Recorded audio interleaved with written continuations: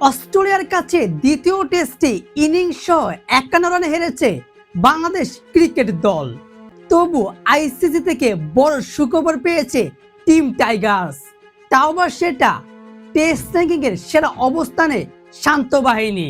দর্শক, অস্ট্রেলিয়ার বিপক্ষে ২ ম্যাচের টেস্ট সিরিজ খেলতে নামার আগে আইসিসির টেস্ট র্যাঙ্কিংয়ে বাংলাদেশের অবস্থান ছিল ৯ নম্বরে, কিন্তু যখনই অস্ট্রেলিয়ার বিপক্ষে প্রথম টেস্টে বাংলাদেশ ৯ উইকেটের বিশাল বড় ব্যবধানে একটা জয় পেয়েছে, তখন কিন্তু পুরো বিশ্বকে অবাক করে দিয়েছে বাংলাদেশ টেস্ট ক্রিকেট দল। কিন্তু দ্বিতীয় টেস্ট ম্যাচে একেবারে মুদ্রার উল্টো পিঠ দেখলো পুরো ক্রিকেট বিশ্ব, যেখানে দ্বিতীয় টেস্টে অস্ট্রেলিয়ার কাছে ইনিংস সহ ৫১ রানে হেরেছে টিম টাইগার্স।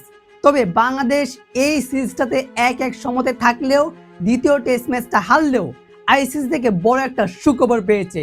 সেটা হচ্ছে আইসিসির টেস্ট র্যাঙ্কিংয়ে বাংলাদেশের অবস্থান ছিল আগে ৯ নম্বরে, এখন ৩ ধাপ উন্নতি করে বাংলাদেশের অবস্থান হয়ে দাঁড়িয়েছে ৬ নম্বরে।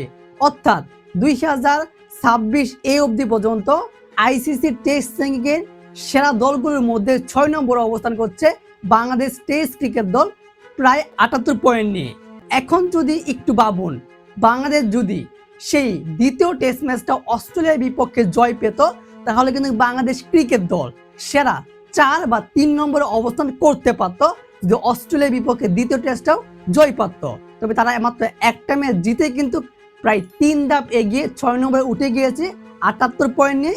আইসিসি থেকে এমন সুখবর আসলে বাংলাদেশ ক্রিকেট দলের জন্য অনেক আনন্দের, কারণ ৯ নম্বর থেকে ৬ নম্বরে এখন বাংলাদেশ ক্রিকেট দল টেস্ট র্যাঙ্কিংয়ে অবস্থান করছে। দর্শক, এ বিষয়ে আপনার গুরুত্বপূর্ণ মতামতটি অবশ্যই ভিডিওর কমেন্ট বক্সে জানিয়ে দিবেন।